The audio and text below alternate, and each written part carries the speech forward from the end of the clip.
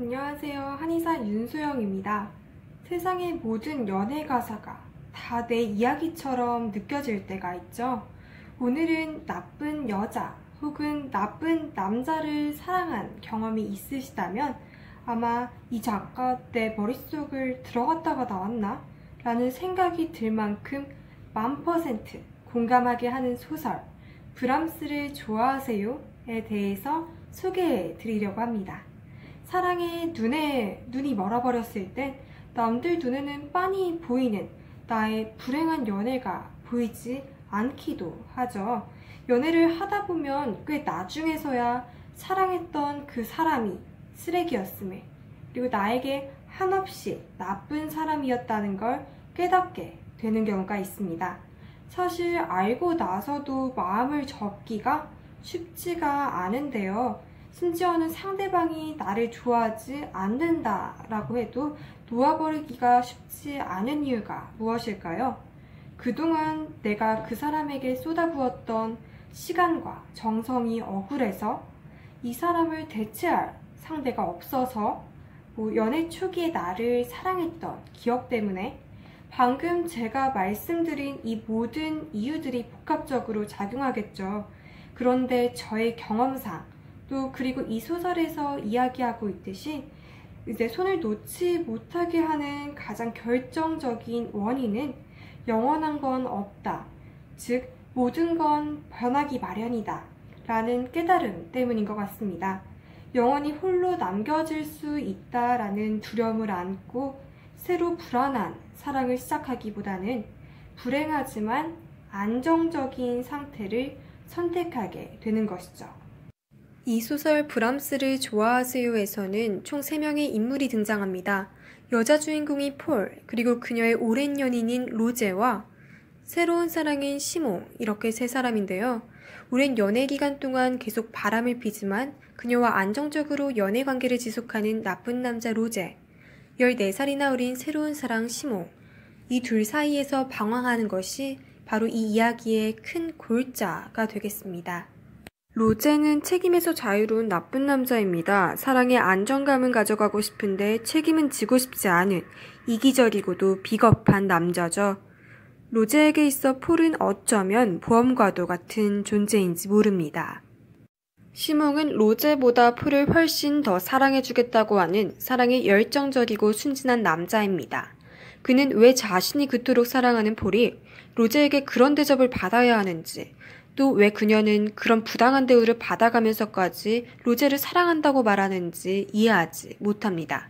시몽은 폴을 사랑할 권리가 있고 할 수만 있다면 로제에게서 폴을 빼앗아올 권리가 있다라고 말하지만 폴은 그런 시몽의 순진함을 경멸하죠. 미안함일지도 모릅니다. 시몽이 그녀에게 사랑한다 혹은 좋아한다고 이야기했던 것, 그의 그녀에 대한 헌신, 이 모든 것은 폴이 시몽을 사랑할 수 있는 이유가 되지는 못합니다. 사랑이 허무한 것이고 사랑의 이유가 없다면 사랑하지 않는 것 또한 동등하게 허무하고 또 이유가 없는 것이죠. 로제를 사랑하게 되면서 폴은 모든 관계들이 부질 없어졌습니다. 로제를 사랑했지만 그와는 결코 정상적인 종류의 연애를 할 수 없었죠. 그럼에도 그녀의 집중력은 해야 하는 일이나 늘 부재중인 그 한 남자에게 향해 있을 뿐이었습니다. 그녀는 자아를 잃어버린 것입니다. 자기 자신의 흔적을 잃어버렸고 결코 그 흔적을 찾을 수가 없었던 것이죠. 이 소설의 제목 브람스를 좋아하세요는 시몽이 폴을 알아가기 위해 던진 질문이었는데요.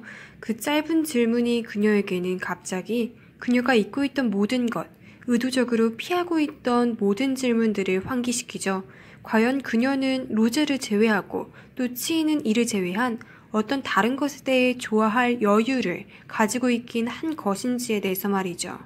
하지만 폴은 이 두 남자 중 나쁜 남자인 로제를 선택합니다. 불안함, 그리고 동시에 설명할 수 없는 이상한 안정감을 가져다주는 로제. 늘 그렇듯 로제가 그녀의 주인이 되는 수동적인 삶이 그녀 자신에게 안정감을 가져다 주었을 것입니다. 그런 그녀에게 시몽은 미래를 준비하느라 현재를 망치고 있다라고 말합니다. 또한 자발적으로 불행하지만 안정적인 고독을 선택한 그녀에게 고독형을 선고받았다 라는 말을 하죠. 여기서 로제를 배제한 채 폴과 또 시몽의 관계만 떼어내서 본다면 라면 먹고 갈래 라는 대사의 원조죠. 영화 봄날은 간다 에서의 두 주인공 은수와 상우의 관계와 동일합니다. 사랑의 이면을 모르는, 사랑이 어떻게 변하니 라는 순진한 남자죠. 상우. 그리고 사랑의 이면을 알아버려서 변할지도 모르는 행복이 아닌 안정적인 고독을 선택하는 은수. 사랑의 순수함을 강요하는 상우이자 시몽. 그리고 자발적인 고독을 선택한 은수이자 폴에게 각각 이야기를 전한다면 저는 꼭 이 말을 전하고 싶습니다. 우선 상우에게는 드라마 상류사회에서의 한 대목인데요. 넌 사랑이 흠집 없는 100% 순수성을 가져야 된다고 생각하나 본데 계산으로 시작해서 사랑이 될 수도 있고 순수하게 사랑이라고 한 시작이 계산으로 끝나는 경우도 있어. 순수하다는 거 불순물이 하나도 섞이지 않은 게 아니라 온갖 잡탕을 정제하고 단련시켜서 순수성이 되는 거야. 불순물이 하나도 섞이지 않은 건 순수가 아니라 순진한 거지. 순진한 건 이용당하고 버려지기 쉬워. 다음은 은수에게 전하는 한마디입니다. 끝나면 아플 것 같아서 사랑을 주저하는 멍청이들은 평생 다시 사랑을 얻을 수 없다. 다만 지금 철석같이 믿고 있는 이 사랑도 변하고 변해 언젠가는 끝날지도 모른다는 가능성은 열어두고 그 아픔을 이겨낼 용기를 늘 마음속에 간직한 채 열심히 사랑하면 된다. 너무 먼 미래를 예측하고 두려워할 이유는 없다. 봄날은 가고 사랑은 지기 마련입니다. 하지만 봄은 봄대로 또 겨울은 겨울대로 그 시간만의 의미가 있고 계절의 변화 속에서 사람은 꾸준히 성장해가죠. 사랑도 묻 인간관계와 같이 계속해서 변해가는 것입니다. 영원을 말하지만 영원하지는 않죠.